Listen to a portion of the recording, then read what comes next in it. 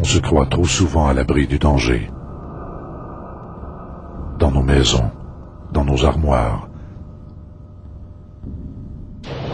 Les produits les plus banals côtoient souvent des produits domestiques dangereux. Et avant même de s'en rendre compte, il est souvent trop tard. Nous autres, ce qu'on voit beaucoup, là, c'est les produits de nettoyage. C'est vendu avant le vide, c'est pas dangereux.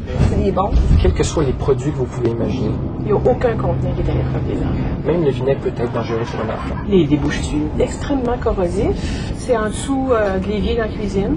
Le monde n'est pas les étiquettes. Ils ne vont pas avec ça. Tout le monde va vous dire que, bon, de l'alcool de bois, oui, c'est dangereux, mais ils ne sont pas au courant qu'il y en a dehors de combustible fondu. C'est très dangereux pour devenir aveugle.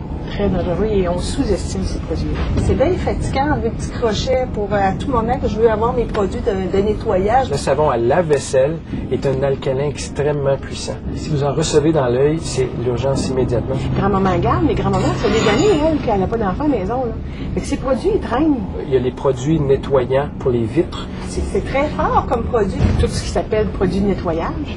Ah, il reste un fond de bouteille, on va tout mettre ça ensemble. C'est bien marqué sur les bouteilles de ne pas mélanger avec quoi que ce soit. Tout ce qui est débouche-tuyau, mélangé avec un acide, de l'eau de javel avec du vinaigre. Ils vont faire des mélanges terribles. Là. Ça peut être extrêmement dangereux. Si vous avez un nettoyant à base d'ammoniac, puis que vous le mélangez avec un acide, ça dégage des belles vapeurs d'ammoniac. C'est très irritant pour les voies respiratoires. La majorité des gens n'ont aucune idée de ce qui est marqué sur le contenant. N'ont aucune idée. On a à la fois augmenté la quantité de produits qu'on utilise pour nettoyer, on a une surabondance. C'est qu'ils veulent ce qu'il y a de meilleur.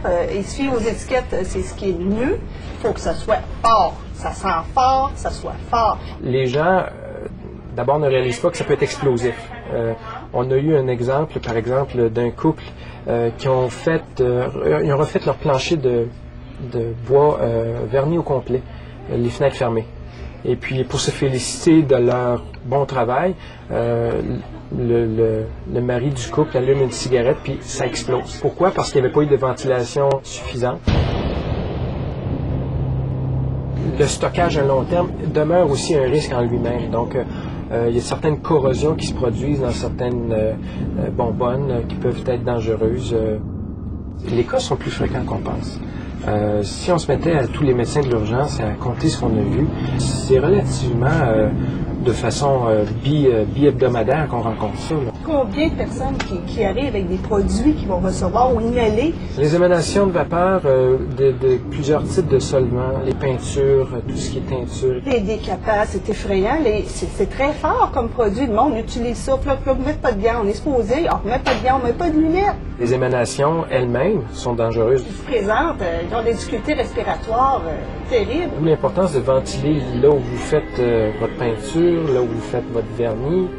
En fait, souvent, ce qu'on trouve, c'est dans le garage. Les codes d'ingestion d'essence, on en connaît. Des produits comme du lave-vite, c'est dramatique pour les reins, ça. L'antigel aussi. Ça peut tuer quelqu'un en dedans de 48 heures. On a eu le cas très dramatique d'un enfant qui a été ramassé sa petite balle qui était tombée dans un baril de pesticides. Et juste par le contact des mains au niveau du produit, ça provoquait un arrêt respiratoire. C'est dangereux. C'est extrêmement dangereux. Les cigarettes sont disponibles au quotidien.